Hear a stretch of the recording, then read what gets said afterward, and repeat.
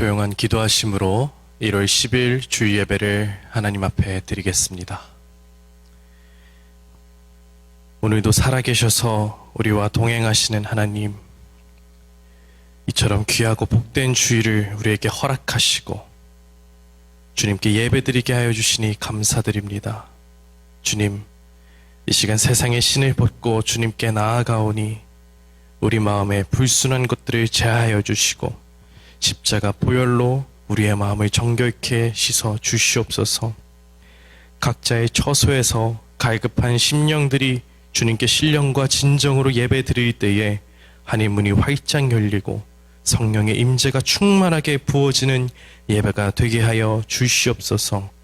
오늘 이 예배를 기뻐 받으실 줄 믿사오며 감사드리며 예수님의 이름으로 기도드렸습니다. 아멘. 이 시간 찬송가 430장 주와 같이 길 가는 것 함께 찬송 부르겠습니다.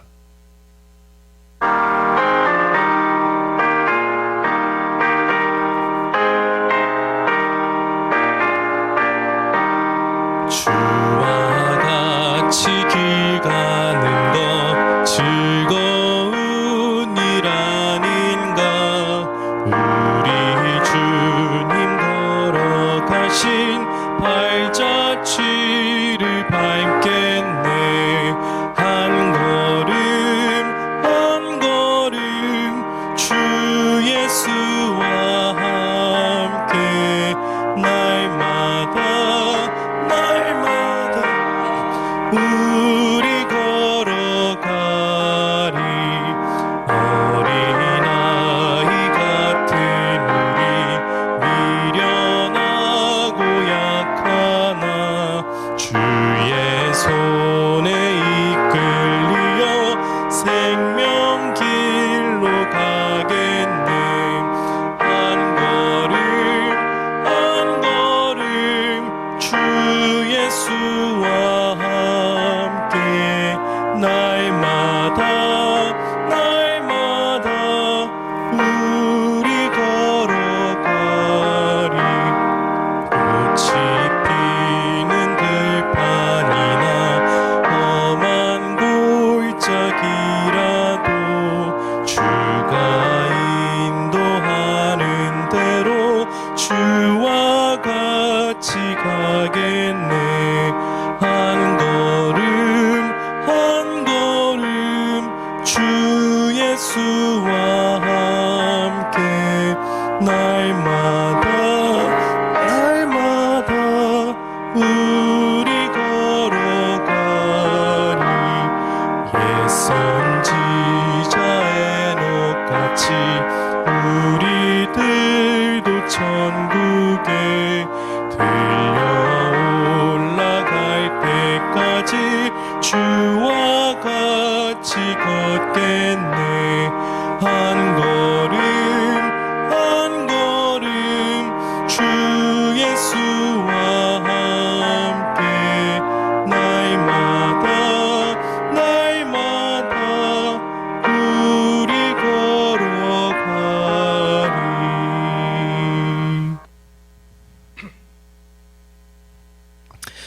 함께 기도드리겠습니다. 우리의 영원한 소망이 되시는 하나님 아버지, 주님의 거룩함과 존귀하신 손길을 인하여 만 백성이 주님 앞에 경배와 감사를 올려드립니다. 죄로 말미암아 절망과 좌절 속에서 멸망받아야 했던 저희를 크신 은총과 사랑으로 구원하여 주시고 하나님의 백성으로 삼아주셔서 기쁨의 삶을 살도록 인도해 주신 하나님의 귀한 은혜에 감사드립니다. 지난 주간도 저희를 지켜주셔서 은혜 안에 거하게 하시고 오늘 거룩한 주일을 맞아 하나님께 예배드리며 신령한 교제를 통해 주님과 만날 수 있게 인도하여 주시니 또한 감사드립니다. 자비로우신 하나님, 저희는 부족하고 어리석으며 죄의 유혹에 너무도 약하여 늘 넘어지고 실족할 수밖에 없사오니 저희를 버려두지 마시고 주님의 영으로 저희를 감싸주시어 새 힘 부어주시며 모든 불의와 악을 능히 물리치게 하여 주옵소서. 주님의 이름의 영광을 위하여 저희를 도우시며 주님의 고귀하신 권능으로 저희를 건지시며 간절한 심령으로 주께 아뢰는 저희를 용납하여 주옵소서. 하나님께서 날마다 우리를 쓰실 수 있도록 말씀의 거울로 저희를 비추시고 가르치사 우리의 삶 자체가 하나님을 향한 삶이 되게 하시고 주님을 저희의 희망과 위로로 삼게 하여 주시옵소서. 하나님 아버지, 이 제단에 꿇어 엎드린 사랑하는 성도들을 위하여 간구하오니 주께서 들어주시고 응답해 주시옵소서. 하나님 말씀대로 살아가는 믿음을 허락하시고 생활 속에서 삶 전체를 통하여 주님의 영광을 드러내는 살아있는 믿음을 허락하여 주시옵소서. 신실하신 하나님, 여러 가지 어려운 상황에 처해 있는 이 나라 미국을 위해 기도합니다. 마귀가 우는 사자같이 두루다니며 삼킬 자를 찾는 칠흑같이 어두운 세상에 위정자들이 정직성과 진실성과 순수성과 신뢰성과 경건성을 회복케 하여 주옵소서. 또한 분열과 혼란, 증오로 얼룩진 이 사회가 하루빨리 안정되게 하시고 화해와 통합의 역사가 이루어지게 하여 주옵소서. 특별히 주님의 보혈 위에 세워진 주님의 교회를 위해 기도합니다. 우리 교회가 주님의 몸으로서 합당한 교회로 꿋꿋이 설 수 있게 인도하여 주옵소서. 말세를 사랑하는 무심령들이 흑암과 어둠의 깊은 곳에서 영원한 참빛이신 주님을 발견하도록 일깨워주는 교회가 되게 하시며 꺼져가는 진리의 횃불을 다시금 불태우는 교회가 되게 하옵소서. 우리 성도들이 걸어야 할 참된 도리를 몸소 보여주신 주님의 삶을 본받고 따르는 교회가 되어서 이 시대를 비추는 등불로서의 역할과 불의와 악을 제하고 사탄이 틈타지 못하도록 세상을 변화시키는 소금과 빛의 역할을 감당케 하옵소서.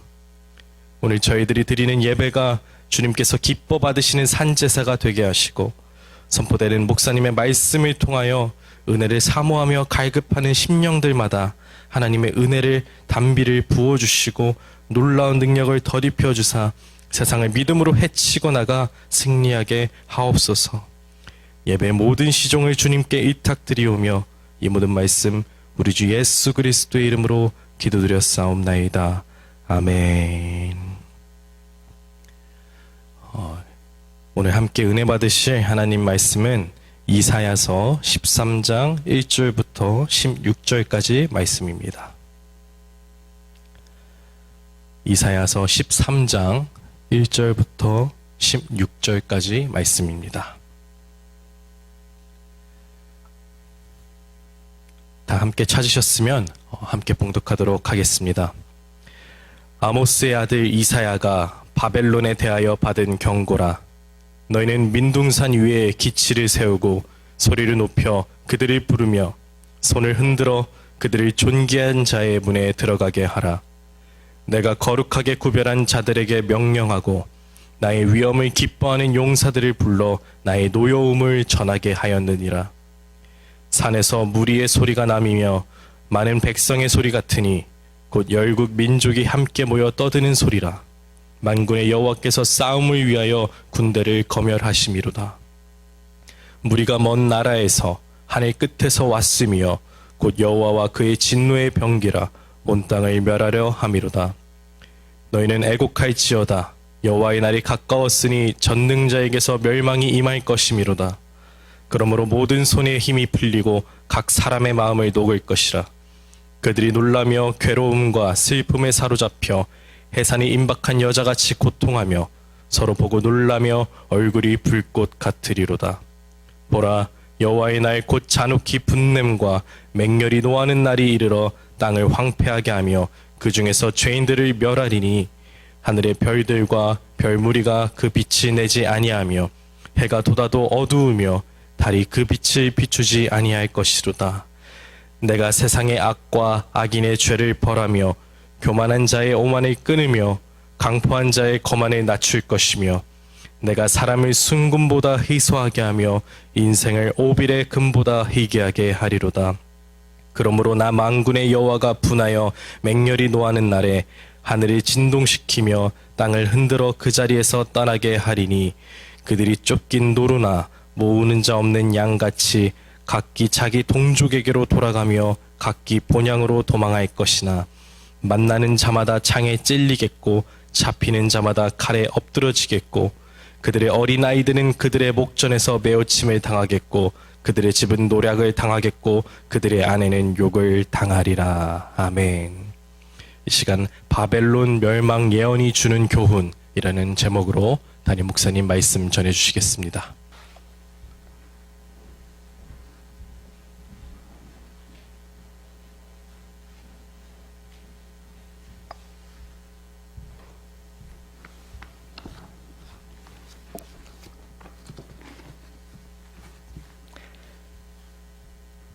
할렐루야.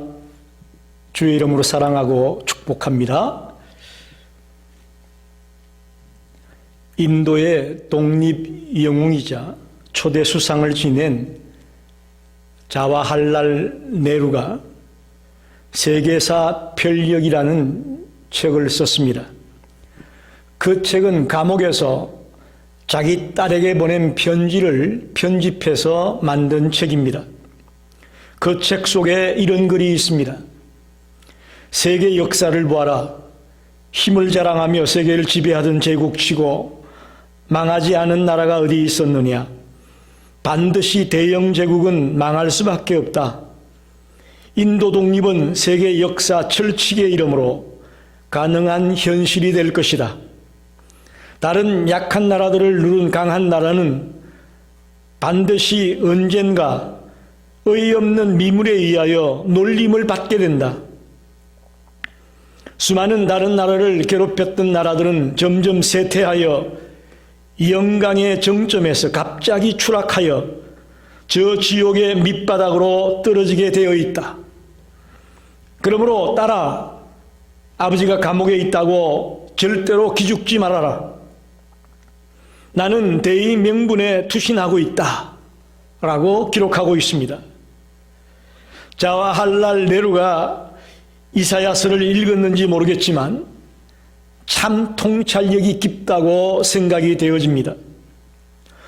오늘 이사야 강의 9번째 시간으로 바벨론의 멸망 예언이 우리에게 주는 교훈이 무엇일까 함께 생각해 보려고 합니다.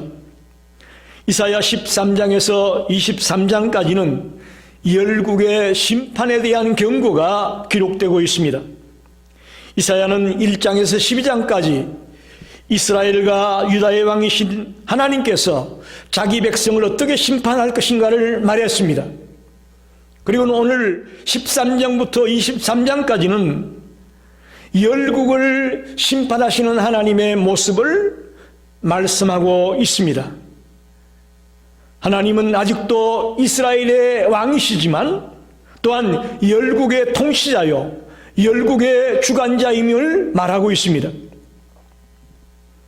이사야 선지자가 활동할 당시에 고대 근동의 슈퍼파워는 아수르 제국이었습니다. 아직 바벨론 제국은 슈퍼파워가 아니었습니다. 좀 미미한 상태에 있었습니다. 실제로 바벨론은 이사야 선지자의 시대로부터 약 100년 후에 고대 근동의 최강자로 군림하게 됩니다. 그러니 이사야 선지자가 먼 훗날에 있을 바벨론의 멸망을 예언하고 있다고 볼 수 있습니다.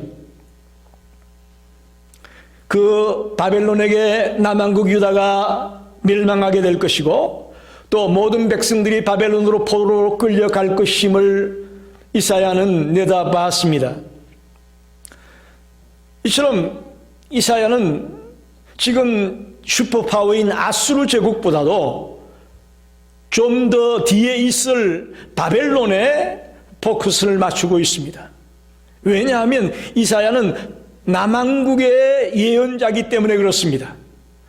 북왕국 이스라엘을 멸망시킨 아수르 제국보다도 앞으로 남한국 유다를 멸망시키게 될 바벨론에 포커스를 맞추고 있음을 우리는 알아야 됩니다.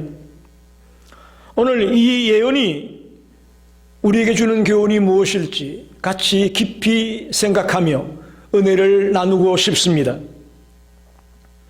첫째로 하나님께서는 역사의 주관자이심을 보여주고 있습니다.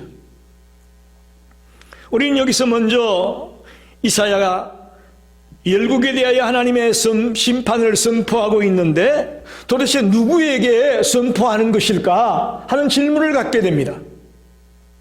바벨론의 멸망을 지금 선포하고 있는데 누구에게 하고 있는 거냐? 비난의 대상이 되고 있는 열국에게, 즉 바벨론에게 들으라고 하는 얘기일까요? 그건 아닙니다. 가나안에 위치한 초라한 나라 이스라엘 사람들이 자기들이 믿는 야훼 종교의 선지자가 대국인 바벨론에게 멸망할 것을 선포한다고 해가지고 그 메시지에 귀를 기울일 사람 아무도 없습니다. 또 그 말을 듣고 회개하고 돌아올 나라는 없습니다. 그렇다면 선지자는 왜 굳이 바벨론의 멸망을 경고하고 있을까? 이것은 바벨론이 들으라고 하는 얘기가 아니고 주의 백성인 유다 백성들이 들으라고 외치는 말씀인 것입니다. 도대체 왜, 무슨 이유 때문에 이런 경고를 하고 있을까요? 첫째로 이스라엘뿐만 아니라 온 세상을 다스리는 하나님임을 알라 라는 의미에서 이스라엘 백성들에게 지금 이런 경고의 말씀을 주고 있습니다. 자칫하면 이스라엘 백성들의 수호신 정도로 하나님을 가소평가하고 그저 별것 아닌 신처럼 여길 수 있을 것입니다. 그러나 하나님은 이스라엘만 다스리는 하나님이 아닙니다. 이스라엘만 주관하는 하나님이 아닙니다. 온 세상을 다스리는 열국의 하나님임을, 열국의 주관자임을 하나님은 보여주기 원했습니다. 모든 민족들을 다스리는 하나님인데 그 중에 특별히 이스라엘 민족을 택한 백성이라고 택하셨으니 이스라엘을 향한 하나님의 놀라운 은혜가 그 속에 담겨 있다라고 우리는 볼 수 있습니다. 그런 이유 때문에 지금 바벨론을 향해 경고하고 있습니다. 또 하나의 이유는 열국이 심판을 받는다는 이야기는 이스라엘이 회복될 것이고 또 부흥할 것이라는 것에 대한 반정입니다. 이스라엘을 해방하는 열방이 망한다, 이런 얘기는 다시금 이스라엘이 회복될 것이고 재기할 것이라는 메시지가 담겨 있는 것이죠. 마지막 세 번째 이유는 이스라엘을 쳤던 그 열국이 때가 되면 다시금 하나님께 심판을 받게 될 것이다 라는 것입니다. 즉 하나님이 도구로, 즉 바벨론을 도구로 들어서 남왕국을 치게 되겠지만 하나님이 아수르를 들어서 이스라엘을 치게 되겠지만 때가 되면 하나님이 그 열국들을, 즉 아수르를 무너뜨리고 바벨론을 무너뜨리겠다는 말씀입니다. 비록 하나님이 악의 세력을 들어 하나님의 백성들을 징계하셨지만 때가 되면 하나님은 그들을 징벌하시겠다는 말씀입니다. 우리는 여기서 분명히 알아야 됩니다. 하나님은 열국의 주관자가 되십니다. 이스라엘만의 주관자가 아니고 우리 믿는 자들만의 주관자가 아니고 믿는 자이든 믿지 않는 자이든 이 땅의 모든 만백성의 주관자여 이 우주 만물의 주관자가 되심을 분명히 기억하시기 바랍니다. 그 어떤 나라도 그 어떤 사람도 하나님의 뜻을 대적하여 자신의 뜻을 관철시킬 수는 없습니다. 따라서 우리는 하나님의 뜻을 잘 분별하여 그 하나님의 뜻에 순종하는 삶을 살아가는 백성이 되기를 간절히 축원합니다. 두 번째는 세속적인 영하의 헛됨을 우리에게 보여주고 있습니다. 바벨론 제국이 얼마나 대단한 제국이었느냐, 역사적 자료를 보게 되면 바벨론은 군사적으로 경제적으로 엄청나게 번영한 국가였습니다. 당시 어느 나라도 상대할 수 없는 어마어마한 힘을 가지고 있는 나라였습니다.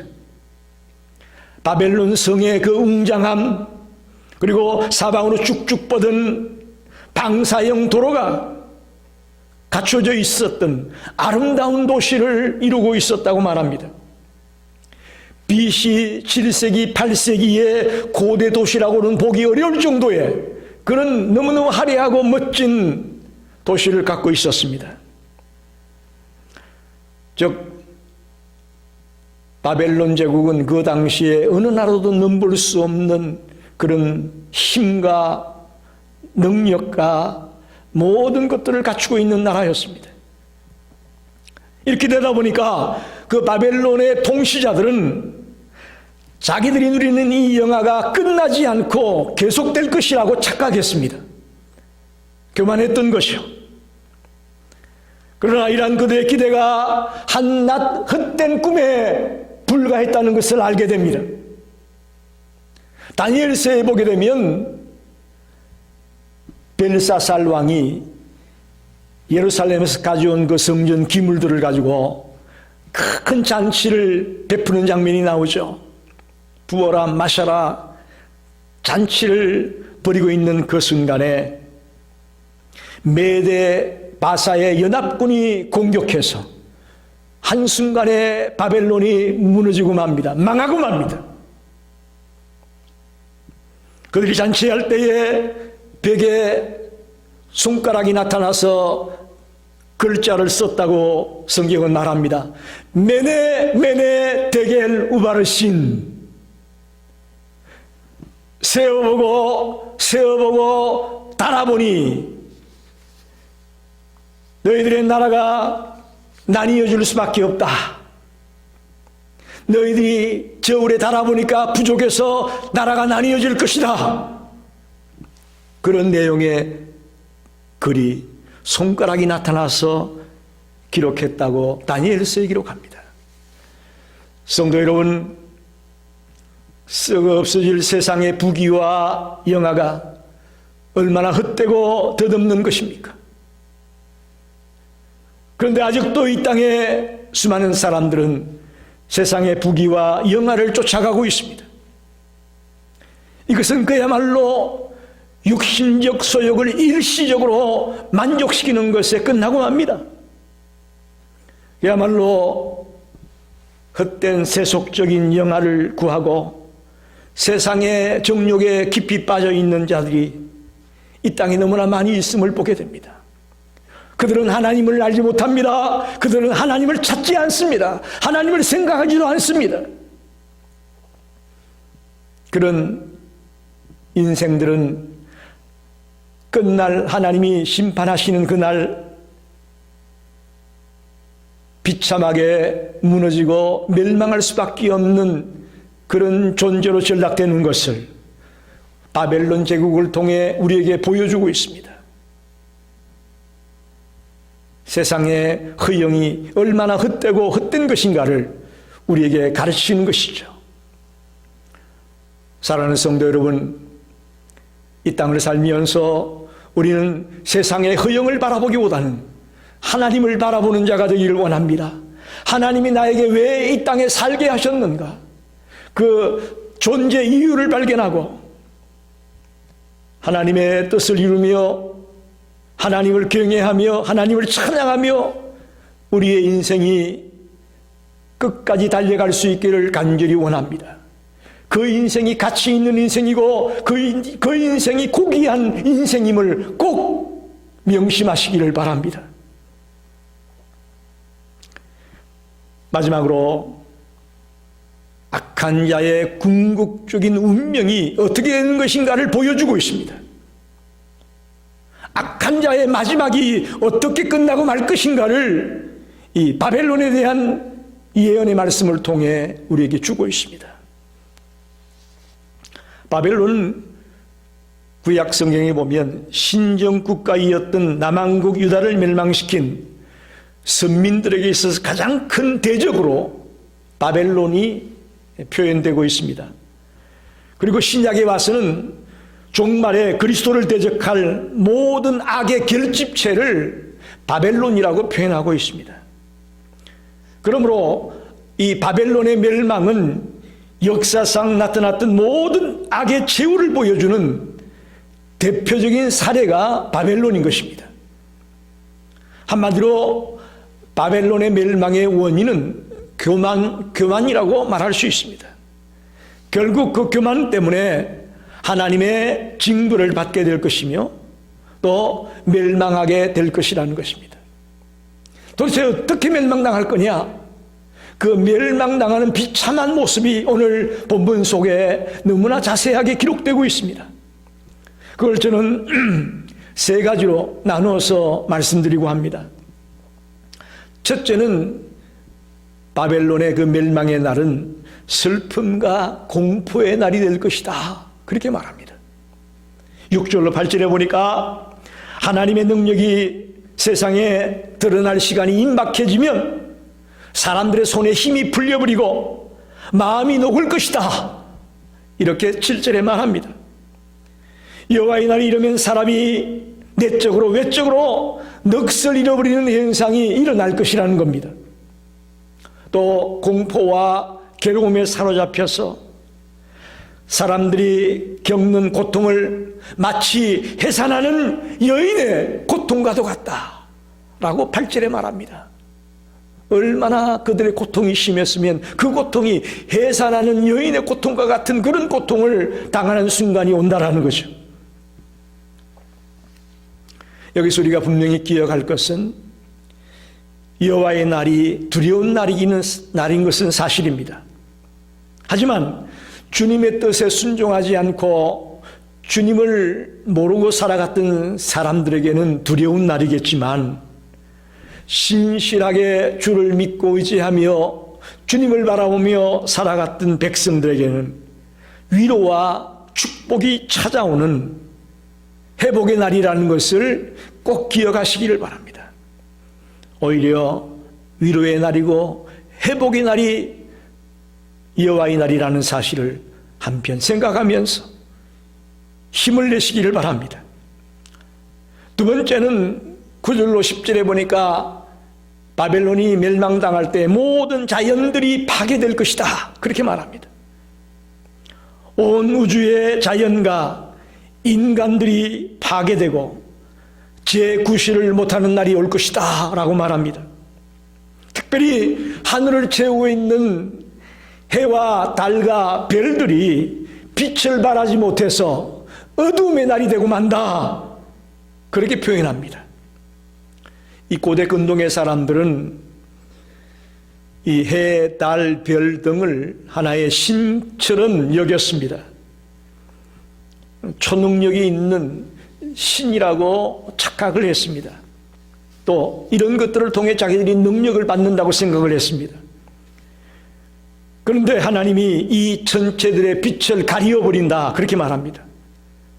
즉 해, 달, 별은 신이 아니고 피조물에 불과하다라는 것을 보여주고 있습니다. 이 천체들은 사람들이 능력을 받을 수 있는 대상이 아니고 그저 하나님의 손에 의해 지연받은 피조물이라는 것을 확실하게 가르쳐주기 위한 것이죠. 세 번째, 바벨론 멸망 당시의 상태는 악과 교만 때문에 비참하게 심판받게 되는 것을 11절로 16절에 말하고 있습니다. 특별히 12절에서 보면 그날이 오면 사람들이 모두 죽을 것이기 때문에 남은 자가 얼마나 귀하게 될 것인가를 말하고 있습니다. 금보다도 귀한 존재가 된다. 사람들이 몇 명 남지 않아서 사람들이 너무너무 희귀하게 중요하게 여겨지게 된다. 그런 말입니다. 어떻게 이런 일이 생길까요?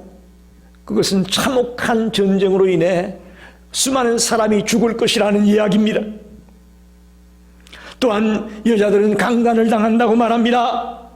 아이들은 매어침을 당한다고 말합니다. 이 매어침이라는 이야기는 고대 근동에서 종종 볼 수 있는 아이들을 죽이는 방법이었다고 말합니다.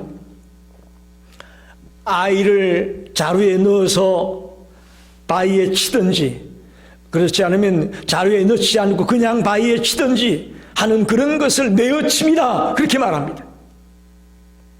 여러분, 아무런 힘도 없는 아이까지도 긍휼히 여김을 받지 못하고 이렇게 비참하게 매어침을 당해 죽는 그런 순간이 바벨론에게 온다는 겁니다.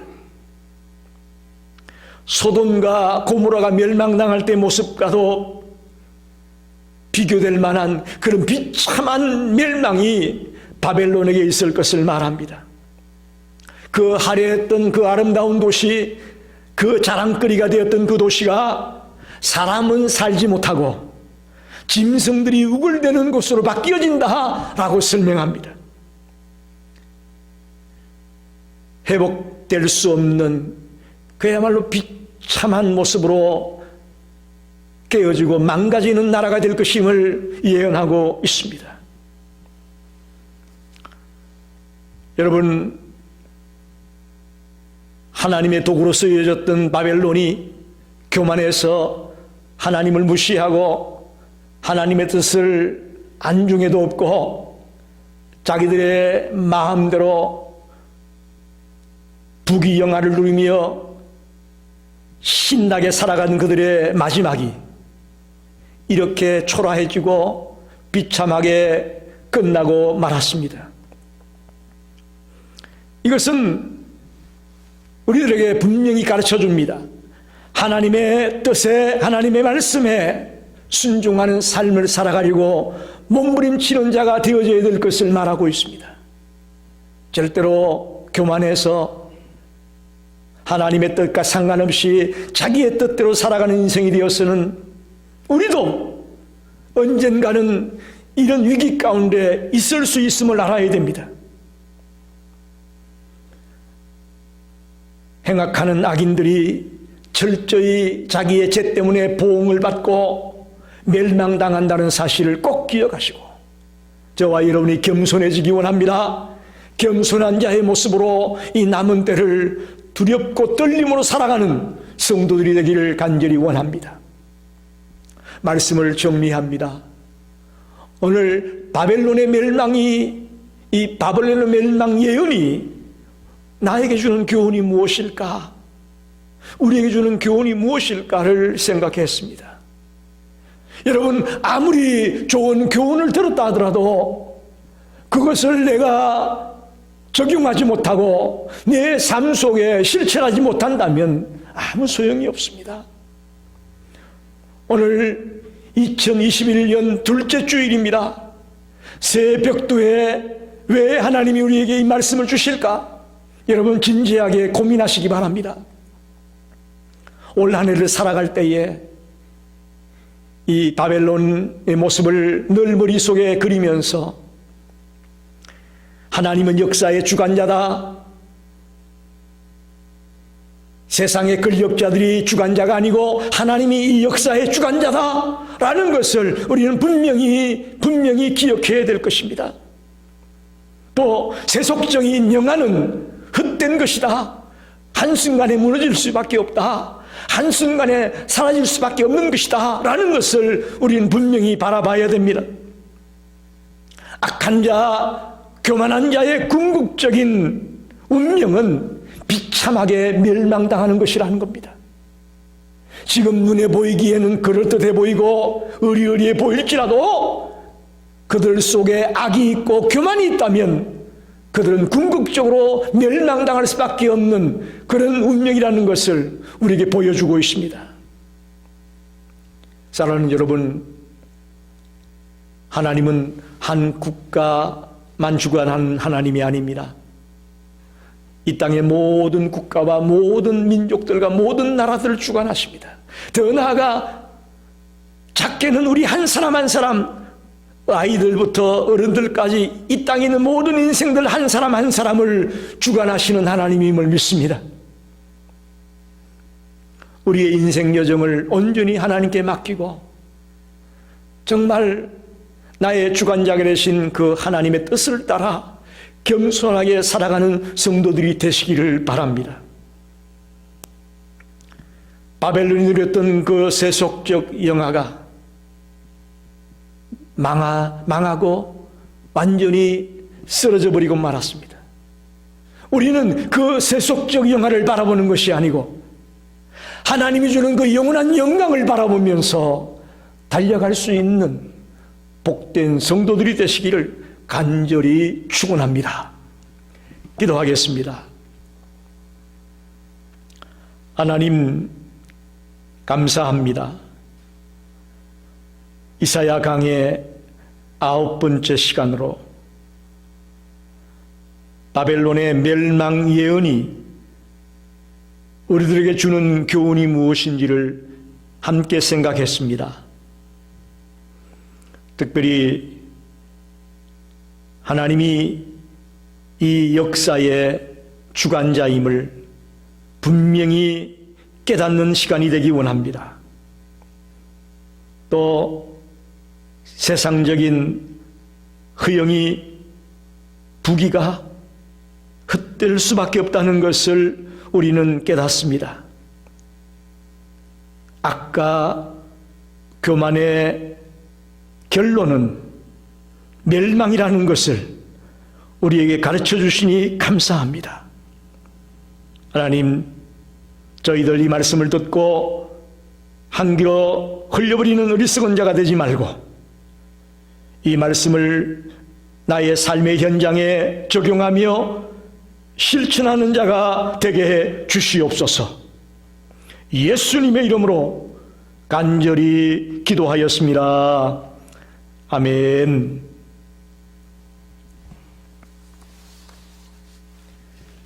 우리 212장 겸손히 주를 섬길 때 찬송하면서 준비하신 예물을 주님께 드리겠습니다.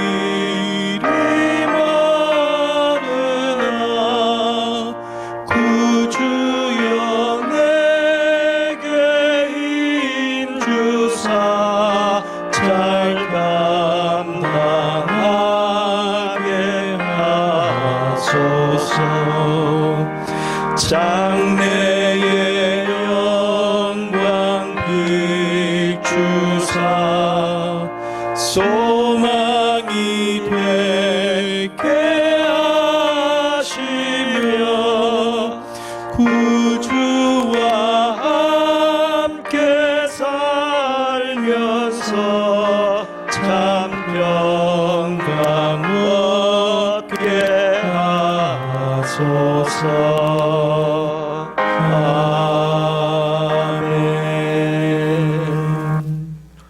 헌금을 위해 기도하겠습니다. 하나님 감사합니다. 이 어려운 시국에 또 한 주간을 주님의 은혜로 살았습니다. 주님의 눈동자와 같은 보호하심과 인도하심이 있었기에 또 한 주간을 살았음을 고백합니다.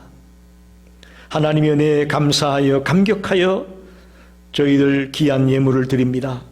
10의 1로 주정헌금으로 감사헌금으로 순교헌금으로 다양한 제목들을 따라 주님 앞에 예물을 드립니다. 비록 성전에 모이지 못하지만 우편으로 정성을 다해 헌금들을 보내게 하시니 감사합니다. 우리 성도들의 그 중심을 보시며 하늘문을 여시고 축복하여 주시옵소서. 남에게 손을 벌리는 인생이 되지 않게 하시고 남에게 나누어 줄 수 있는 인생이 되기 원합니다. 어렵고 힘든 이웃들을 도와줄 수 있고 보살펴 줄 수 있는 그런 넉넉한 인생들이 되기를 원합니다. 또한 이민자의 삶을 살아가면서 억울한 일을 당하고 난감한 일을 당하지 않도록 우리 성도들을 보호해 주시기를 원합니다. 하나님, 이 교회가 선교와 구제와 봉사와 헌신의 삶을 살아갈 수 있는 그 사명을 감당할 수 있는 교회가 되기를 원합니다. 하나님, 이 교회를 들어 써주시고 홀로 영광받아 주옵소서. 무한 감사를 드리며 예수님의 이름으로 축복하며 기도하옵나이다. 아멘. 교회 소식을 전하겠습니다. 2021년도 성경통신이 새롭게 시작되었습니다. 지난주에 제가 모든 성도들에게 목회 서신과 성경통신 문제집을 보내드렸는데 될 수 있으면 모든 성도들이 이 일에 함께 동참해 주기를 부탁을 드리겠습니다. 그래서 성경을 읽고 그 문제를 풀면서 또 은혜를 받게 되는 그런 시간이 되기를 부탁드립니다. 지난주에도 말씀드렸다시피 1월 한 달 더 우리가 온라인으로 예배를 드리기로 결정했습니다. 그래서 지금 통계를 보게 되면 어제 제가 보니까 일리노이주에 9,200명의 확진자가 생기고 아직도 8.5%라는 아주 굉장히 높은 확진 비율이 나오고 있습니다. 그래서 여러분이 외출을 삼가하시고 꼭 외출할 때는 마스크를 끼시고 또 세정제를 늘 들고 다니면서 철저하게 대비하고 대책을 세우기를 부탁을 드립니다. 그래서 우리가 다시 만날 때에 우리 모든 성도가 한 명도 나고자가 없이 다 건강한 모습으로 모일 수 있게 되기를 꼭 부탁을 드립니다.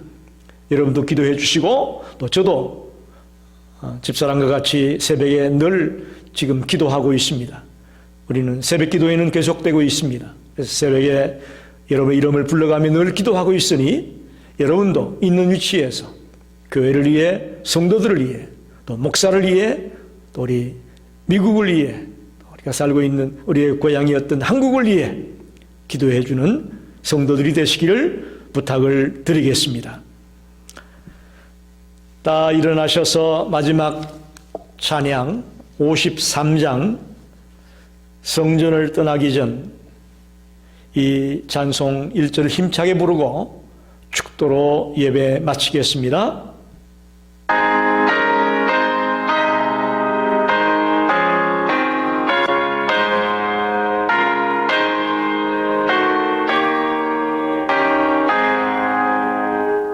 성전을 떠나가기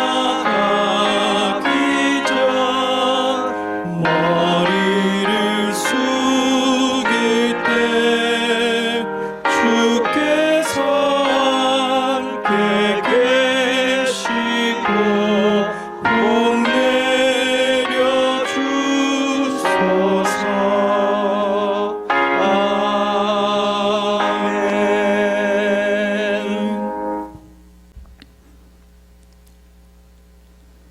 살아계신 하나님, 특별히 기도합니다. 이번 주간에 생일을 맞는 우리 성성한 집사님, 또 성명은 집사님, 박예란 권사님 기억해 주시기를 원합니다. 저들이 지금까지 살아온 것 하나님의 은혜로 살아왔음을 믿습니다. 이 어려울 때에 저들의 건강을 지켜주시고 저들의 가정을 지켜주시고 저들의 자녀들을 축복하여 주옵소서. 끝까지 믿음으로 승리하는 믿음의 위대한 사람들이 될 수 있도록 저들을 축복하여 주옵소서. 지금은 온 인류의 구주가 되시는 예수 그리스도의 은혜와 하나님 아버지의 무한하신 사랑하심과 보혜사 성령님의 감동, 감화, 역사, 인도하심이 오늘 말씀을 통해 바벨론 멸망 예언이 우리에게 주는 그 놀라운 교훈을 마음에 새기고 그대로 살아가기를 원하는 모든 성도들 머리에 이제로부터 영원토록 함께 계시기를 간절히 축원하옵나이다. 아멘.